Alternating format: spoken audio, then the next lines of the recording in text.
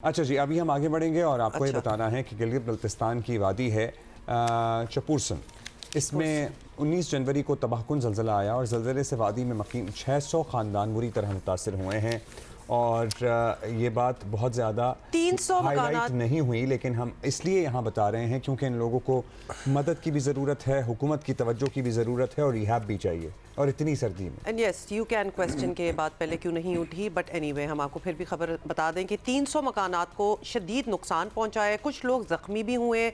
तशवीशनाक बात यह है कि ज़लज़लों का ये सिलसिला थम कर नहीं दे रहा। आपको पता है हर आए दिन कोई ना कोई कहीं ना कहीं ज़लज़ला आया होता है।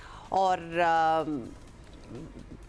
ज़रा मज़ीद तफसीलात पे भी बात करते हैं, because we need to know कि एक्चुअली क्या हो रहा है और गिलगित बल्तिस्तान की अबूरी हुकूमत जो है इस मामले के हवाले से क्या एक्शन ले रही है। अली अहमद, बताइएगा, ये ज़लज़ला आया और फिर इतनी ज़्यादा फैमिलीज़ जो हैं मुतासर हुई हैं, काफ़ी शदीद ज़लज़ला था।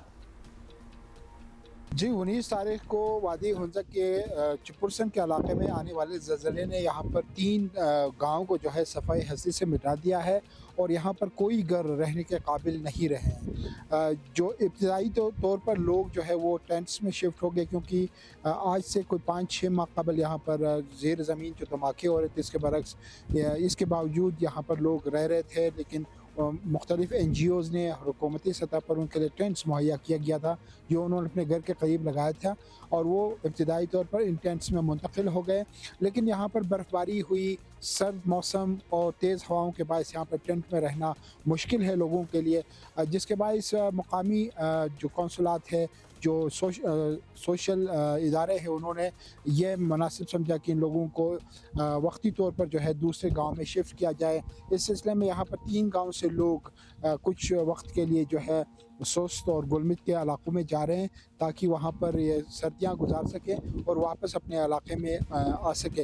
यहाँ पर अभी इब्तिदाई तौर पर जो है रिलीफ का काम इस वक्त जारी है हुकूमती सतह पर, और मुख्तलिफ NGOs और मुकामी लोग अपनी मदद के तहत इन लोगों की मदद कर रहे हैं, यहाँ पर इनके लिए इमदाद पहुँचा रहे हैं, लेकिन वक्ती तौर पर ये कर रहे हैं, लेकिन लॉन्ग टर्म में जो है हुकूमती इमदाद के ये मुंतज़िर है।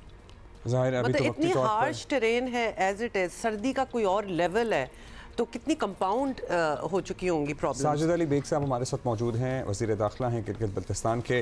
बहुत शुक्रिया बेग साहब। एक हफ़्ता कबल के ज़लज़ले के बाद से वादी चपुरसन में जो खबरें आ रही हैं वो ज़ाहिर तशवीशनाक हैं। अभी क्या हालात हैं आपकी रिपोर्ट के मुताबिक और कितने लोग मुतासर हुए हैं? Do you have a number? बिस्मिल्लाहिर्रहमानिर्रहीम। सबसे पहले आपका शुक्रिया, आपने चपुरसन के ज़लज़ले के हवाले से आज मुझे नबकुशाई का मौका दिया। ये यकीनन हमारे गिलगित बल्तिस्तान की तारीख में दूसरा बड़ा ज़लज़ला है जिसमें इतने बड़े पैमाने पर तबाही हुई। वहाँ पे वाकई बहुत बड़ा डिज़ास्टर हुआ है। आलमोस्ट 150 के करीब घर डैमेज हुए हैं और बाकी मानदा घर पार्शियल डैमेज है। इस वक्त वहाँ पे शदीद सर्दी है। इस वक्त टेम्परेचर -18 to 25 तक जाता है और वहाँ पे रिलीफ ऑपरेशन में काफ़ी दुश्वारियों का सामना करना पड़ रहा है। अगरचे गवर्नमेंट ऑफ गिलगित बल्तिस्तान ने अपनी तमाम रिसोर्स को मोबिलाइज करके रिलीफ ऑपरेशन में अपना भरपूर हिस्सा डाल रही है, जिसके साथ साथ हमारे दीगर इदारे आका भी इसमें हमारी मुआवनत कर रहा है।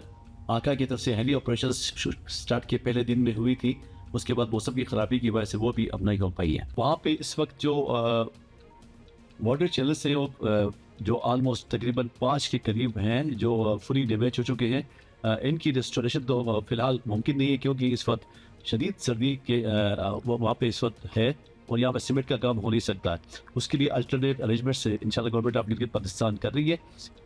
दीगर जो वहाँ पे जो इश्यूज़ हैं हेल्थ के हवाले से, तो हेल्थ डिपार्टमेंट को ऑलरेडी इंस्ट्रक्ट किया जा चुका है कि वो अपनी हेल्थ फैसिलिटी को वहाँ पे इस्टेब्लिश करें और वहाँ पे इमीडिएट जो इनकी नीड है उसको एड्रेस किया जाए। अच्छा, ये तो बड़ी कंसर्निंग बातें हैं और ख़ास तौर पे क्योंकि सैकड़ों ख़ानदान जो हैं वो अभी तक रिलीफ का भी इंतज़ार कर रहे हैं। ये बताएं कि इस खित्ते में ज़लज़ला अब बज़ाहिर रूटीन सा बन गया है ज़लज़ला आना, पहले भी कई वाक़यात देखे गए हैं, तो क्या वक्त आ गया है कि मुकम्मल सर्वे किया जाए, माहिरीन को शामिल किया जाए, एक्सपर्ट्स को, और आबादियों की मुस्तकिल नकल मकानी का ऑप्शन जो है वो भी खोला जाए? बिकॉज अगर तो ये टेरेन ही ऐसी है और रेगुलरली ज़लज़ले आ रहे हैं तो कुछ तो सोचना पड़ेगा आबादी के लिए। जी, ये इलाका इससे पहले भी वहाँ पे ज़मीन धमाकों की आवाज़ें सुनी जा चुकी हैं और गवर्नमेंट ऑफ गिलगित बल्तिस्तान ने जियोलॉजिकल सर्वे ऑफ पाकिस्तान के ताउन से यहाँ पे एक सर्वे भी करवाया था, जिसकी रिपोर्ट ये थी कि सच वहाँ पे कोई ऐसा डेंजर नहीं है।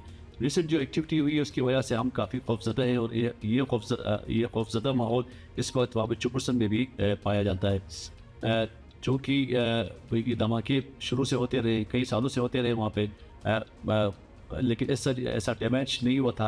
अब तो ये नहीं पता कि आया ये धमाकों की वजह से ये ज़िले आए या ज़िलों का अपना एक वो ज़िले आने की अपनी दूसरी वजूहत भी हो सकती हैं।